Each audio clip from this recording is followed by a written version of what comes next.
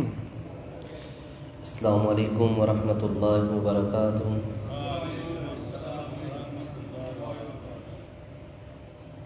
یا رب لک الحمد کما ینبغی لجلال وجہک وعظیم سلطانک، اشہد ان لا الہ الا اللہ واشہد ان محمدا عبدہ ورسولہ صلی اللہ علیہ وسلم، اما بعد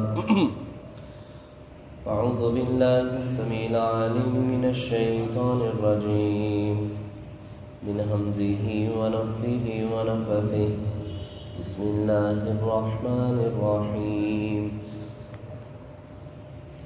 پچھلے سبق کے اندر اللہ رب العالمین نے نبی علیہ الصلوۃ والسلام سے اس بات کے حوالے سے پیغام دیا تھا کہ آپ کی قوم نے اس قرآن کو جھٹلا دیا ہے، حالانکہ یہ سچی کتاب ہے، اور آپ ان کو کہہ دیجئے کہ میں تمہارے اوپر نگہبان نہیں ہوں، اور ہر ایک خبر کے لیے ایک وقت مقررہ ہے، ان قریب تم جان لو گے۔ اور جب آپ لوگوں کو دیکھیں کہ وہ ہماری آیات کی استہزاء کر رہے ہیں، ٹھٹھا مذاق کر رہے ہیں ہمارے دین کے ساتھ، تو آپ ان کے پاس ہرگز نہ بیٹھیے گا۔ ہاں، اگر آپ کو شیطان بلا دے تو جیسے ہی یاد آئے تو فوراً اس مجلس سے چلے جانا ہے، اور اگر آپ وہاں بیٹھتے ہیں اس نیت سے کہ آپ نے ان کو دعوت دینی ہے، تو پھر ان کے ذمے یعنی آپ کے ذمے ان کے معاملات سے کوئی بھی گناہ آپ کے ذمے نہیں ڈالا جائے گا، اور آپ ان لوگوں کو چھوڑ دیجئے جنہوں نے دین اسلام کو کھیل اور تماشا بنا رکھا ہے، اور ان کو دنیا کی زندگی نے دھوکے میں ڈال رکھا ہے، اور نصیحت کیجئے کوئی انسان ہلاک نہ ہو جائے جو اس نے کمایا، اور نہیں ہوگا ان کے لیے قیامت والے دن کوئی دوست اللہ کے علاوہ، اور نہ ہی کوئی سفارش کرنے والا اللہ کے حکم کے بغیر، اور اگر وہ دینا چاہے بدلے کے اندر کچھ بھی تو اللہ کچھ بھی قبول نہیں کرے گا۔ ان کے لیے پینے کے لیے گرم پانی ہے اور دردناک عذاب ہے، بما کانوا یکفرون، بسبب جو وہ دنیا کے اندر کفر کیا کرتے تھے، اس کی وجہ سے اللہ نے ان کو یہ سارے کہنے کے عذاب اور یہ اتنے بڑے معاملات سے اللہ نے دوچار کیا ہے۔ آج کا جو سبق ہے وہ صفحہ نمبر 48 ہے اور آیت نمبر 71 ہے۔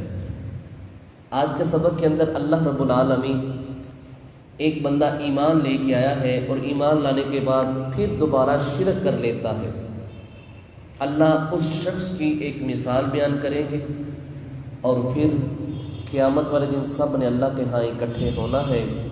اس اکٹھے ہونے کی علامات نشانیوں میں سے ایک سور کے اندر پھونکا جانا بھی، یہ بھی قرب قیامت کی بہت بڑی نشانی ہے، اور قیامت برپا ہو جائے گی۔ اس حوالے سے مزید بات انشاءاللہ ہم سبق کے اندر پڑھیں گے۔ اللہ رب العالمین نے ارشاد فرمایا، قل، کہہ دیجئے نبی صلی اللہ علیہ وسلم، اندعو، کہ ہم پکاریں، بلائیں، من دون اللہ، اللہ کے علاوہ، اللہ کو چھوڑ کے کسی اور کو پکاریں، ما لا ینفعنا، جو ہمیں نہ نفع دے سکتا ہے، ولا یضرنا، اور نہ جو ہمیں تکلیف دے سکتا ہے، کسی مصیبت کے اندر ڈال سکتا ہے، نہ نفع کے مالک ہے نہ نقصان کا مالک ہے، کیا ہم اللہ کو چھوڑ کے اس کی عبادت کرنا شروع کر دیں؟ مشرکین مکہ صحابہ اکرام رضوان اللہ اجمعین کو ورگلایا کرتے تھے، وہ چھوڑ دو، یہ دین کوئی دین ہے؟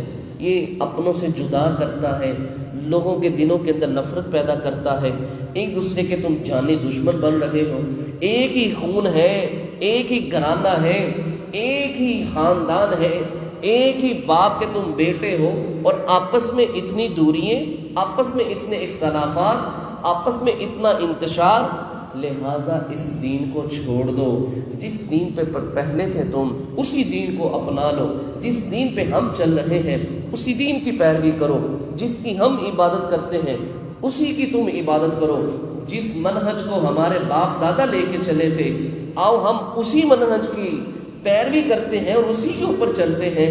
دیکھ لیجیے، ابو طالب میں نے مرتے ودن تک یہی لفظ اپنی زبان سے ادا کیا تھا کہ میں اپنے باپ دادا کے دین پہ مرتا ہوں۔ اللہ رب العالمین فرماتے ہیں یہ سادہ لوگ مسلمان جو ہو رہے ہیں، حضرت بلال، حضرت عمار بن یاسر، دیگر صحابہ کرام رضوان اللہ اجمعین، کہ ان لوگوں کو ورگلا رہے ہیں، دیکھو تمہارے لیے کھانے کے لیے کچھ نہیں ہے، تمہارے لیے پہننے کو کچھ نہیں ہے، شیب ابی طالب کے اندر تم نے بھوک برداشت کی ہے، کتنی تکالیف کا تمہیں سامنا کرنا پڑا ہے، لوگوں نے تمہارے ساتھ بول چال ختم کر دی ہے، لہٰذا تم چھوڑ کے اس دین کو، اس دین کی طرف آ جاؤ۔ اللہ کہتے ہیں ان لوگوں سے پہلے یہ سوال کیجئے جس کی طرف تم بلا رہے ہو، جس کی عبادت کے لیے تم کہہ رہے ہو، ما لا ينفعنا، کیا یہ ہمارے لیے کسی نفع کے مالک ہے؟ ولا یضرنا، نہ ہی وہ نقصان کے مالک ہے۔ ہم کس طرح بات مان لیں، ہم کس طرح ان کے سامنے سجدہ ریز ہوں، ہم کس طرح ان کو معبود مان لیں، ہم کس طرح ایک اللہ کو چھوڑ کے ان کے پیچھے آ جائیں؟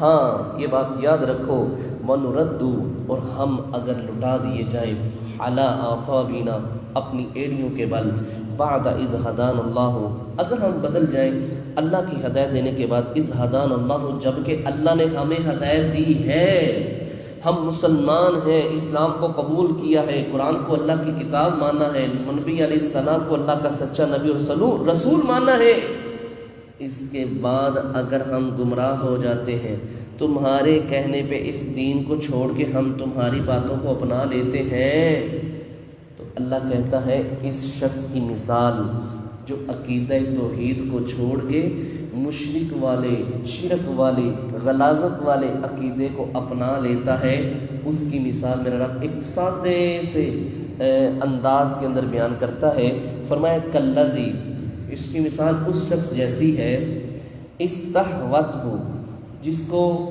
گھیر لیا، بہکا دیا، الشیاطین، شیاطین نے، فی الارض، زمین میں۔ بات کو سمجھیے گا، اللہ فرماتے ہیں کچھ دوست زمین پر سفر کر رہے تھے، اکٹھا گروپ تھا، تقریباً اندازہ لگا لیں 20 کا تھا، 25 50، یہ سارے اس طرح اکٹھے سفر کر رہے ہیں۔ ان 50 میں سے ایک فرد رستہ بھول جاتا ہے، گم ہو جاتا ہے۔ اب یہ گم ہوتا ہوا سائڈ پر نکل جاتا ہے، اس کو شیطان بہکا دیتا ہے، جنات، چڑیلیں، اس طرح کی یہ جو خلائی مخلوق ہے یہ ان کو سائڈ پہ کر دیتی ہے اور وہ ان کو رستہ بلا دیتی ہے۔ اب یہ جو 50 لوگوں کا یہ قافلہ چل رہا ہے، یہ اچانک اس کو دیکھتے ہیں تو وہ رستہ بھولا ہوا انسان سائڈ پہ جا رہا ہوتا ہے، تو یہ 50 لوگوں کا گروپ یہ اس کو آواز دیتے ہیں، بھائی جان ہماری طرف آؤ۔ نمبر 1 بات وہ سنتا بھی نہیں، نمبر 2 بات ان کو سوال کا جواب بھی نہیں دیتا، نمبر 3 بات ان کی طرف آتا بھی نہیں۔ اللہ اکبر۔ اللہ فرماتے ہیں جو ہمارے رستے کو چھوڑ کے شرک والے رستے کو اپنا لیتا ہے، عقیدہ توحید کو چھوڑ کے مشرکانہ عقیدہ بنا لیتا ہے، اس کی مثال ایسے ہے جس طرح استحوت ہو، اس کو بہکا دیا، الشیاطین، شیاطین نے، فی الارض، زمین میں، حیرانہ، وہ حیران پھرتا ہے، اس کا کوئی والی وارث نہیں ہوتا، اس کو کوئی پکڑنے والا نہیں ہوتا، اس کا کوئی سمت رستہ سیدھا نہیں کرنے والا ہوتا، لہو، اس کے لیے، اصحاب، کچھ ساتھی ہیں، یدعونہ، جو اس کو بلاتے آئے ہوئے ہو، منزل مکمل نہیں ہوگی، تم یہاں ہی گھومتے رہو گے، منزل مقصود تک نہیں پہنچ پاؤ گے، لہٰذا چھوڑ کے اس رستے کو، ہمارے رستے کو اپنا لو، یہی صراط مستقیم رستہ ہے، یہی اسلام والا رستہ ہے، یہی جنت میں لے جانے والا رستہ ہے۔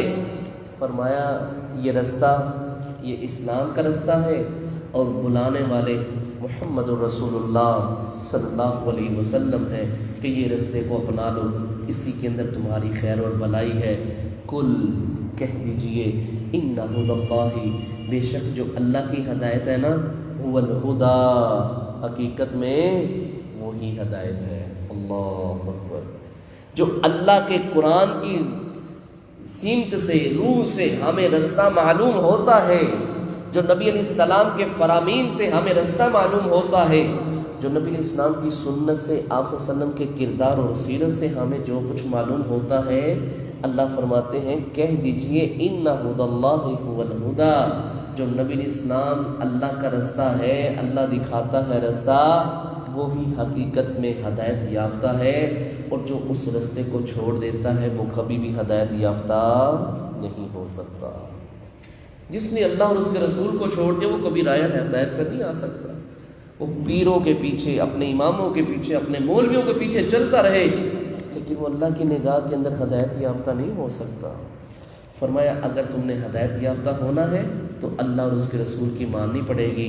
وَأُمِرْنَا، اور نبی اسلام کہہ دیجئے وَأُمِرْنَا، اور مجھے حکم دیا گیا ہے یا ہمیں حکم دیا گیا ہے لِنُسْلِمَ، کہ ہم مطیع ہو جائیں لِرَبِّ الْعَالَمِينَ، تمام جہانوں کے رب کے سامنے ہم اس کے لیے مطیع ہونا چاہتے ہیں، اور اللہ نے ہمیں حکم بھی دیا ہے کہ تم نے مطیع ہونا ہے تو صرف میرے لیے ہونا ہے۔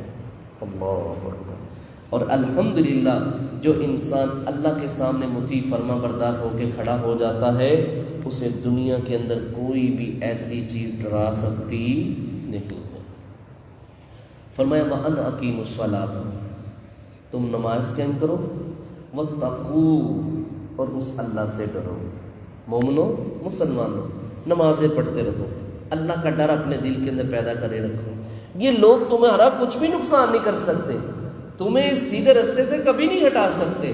بڑے معاملات آئیں گے، بڑی مشکلات آئیں گی، لیکن یہ دو کام تم کر لو، نماز کی پابندی کر لو، اللہ کا ڈر اپنے دل کے اندر پیدا کر لو، تمہیں کوئی بھی دنیا کی طاقت گمراہ نہیں کر سکے گی انشاءاللہ۔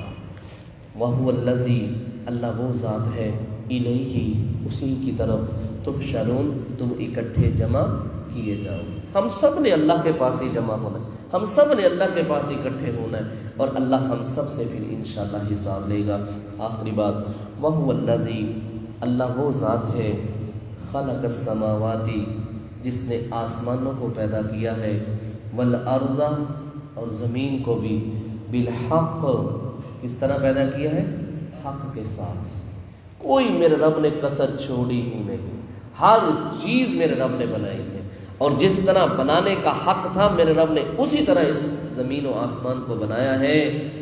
اللہ فرماتے ہیں سورۃ الملک کے اندر، ثُمَّ ارْجِعِ الْبَصَرَ كَرَّتَيْنِ يَنْقَلِبْ إِلَيْكَ الْبَصَرُ خَاسِئًا وَهُوَ حَسِيرٌ، تو بار بار اپنی نگاہ اٹھا کے آسمان کی طرف دیکھ، تو کوئی بھی اس آسمان کے اندر نقص نہیں نکال سکے گا۔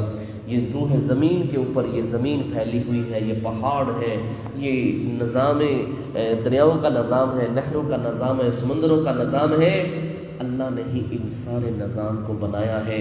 فرمایا وَيَوْمَ، اور جس دن، یقول، وہ کہے گا، کن، ہو جا، فیکون، پس وہ ہو جائے گا۔ اللہ اکبر۔ اللہ نے قیامت والے دن کہنا ہے، جب قیامت قائم ہونے والی ہوگی نا، اللہ کہے گا حشر کا دن برپا ہو جائے، بس اللہ نے کہنا کن، ہو جا۔ اللہ اکبر۔ وہ قیامت کا دن برپا ہو جائے گا، قیامت قائم ہو جائے گی۔ اللہ کہتا ہے میرے لیے کوئی مشکل تو نہیں ہے۔ قولہ الحق، اس اللہ کی بات سچی ہے، اس اللہ سے بڑھ کے کسی کی بات سچی نہیں ہو سکتی۔ وَلَهُ الْمُلْكُ، اسی کے لیے بادشاہت ہے، یوم ينفخ، جب پھونکا جائے گا، فی الصور، سور کے اندر۔ اللہ اکبر۔ ایک دیہاتی نے نبی اسلام سے سوال کیا، اللہ علیہ وسلم سور کیا ہے؟ آپ صلی اللہ علیہ وسلم نے فرمایا سور وہ ہے جو ایک سینگ نما ہے اور حضرت اسرافیل کے منہ کے قریب لگا ہوا ہے۔ اللہ اکبر۔ ایک فرشتہ اسرافیل اللہ کے عرش کے قریب کھڑا ہے، اور اس کے منہ کے اندر ایک سینگ نما آلہ ہے، جس طرح جانوروں کا سینگ ہوتا ہے نا، اس طرح ایک سینگ نما آلہ ہے، اپنے منہ کے پاس لگا رکھا ہے۔ نگاہیں اور کان اللہ کی طرف ہے۔ کیسے ہی اللہ کی طرف سے آرڈر ہو، جیسے ہی اس سور کے اندر پھونکا جائے گا، اللہ اکبر، روح زمین کے اوپر جتنے انسان ہوں گے سارے ہی اللہ کے حکم سے مر جائیں گے، سارے فوت ہو جائیں گے، کوئی ایک بھی زندہ نہیں رہے گا۔ 2 مرتبہ سور کے اندر پھونکا جائے گا، اور دونوں سوروں کے درمیان 40 سال کا فرق ہے، 40 کا فرق ہے۔ صحابی حضرت ابو ہریرہ رضی اللہ تعالیٰ سے سوال کیا گیا، یہ 40 سال ہے؟ کہتے میں نہیں جانتا۔ 40 مہینے؟ کہتے میں نہیں جانتا۔ 40 ہفتے؟ کہتے میں نہیں جانتا۔ بہرحال اس سور سے لے کے دوسرے سور کے درمیان 40 کا فاصلہ ہوگا، 40 کا فرق ہوگا، لیکن وہ کتنے 40 ہوں گے، کتنے مہینے ہوں گے، یا کتنے سال ہوں گے، یا اتنے ایام کی طرح ہوں گے، یہ واللہ عالم میرا رب ہی بہتر جانتا ہے۔ لیکن میرے بھائیو یہ بات یاد رکھیے، جس دن سور کے اندر پھونک دیا جائے گا اس دن قیامت برپا ہو جائے گی۔ بڑی بڑی نشانی ہے قیامت کی، سورج کا مغرب سے نکلنا، زمین سے ایک جانور کا نکلنا اور اس کا کلام کرنا، یجوج مجوج کا آنا، یہ بڑی بڑی نشانی ہے۔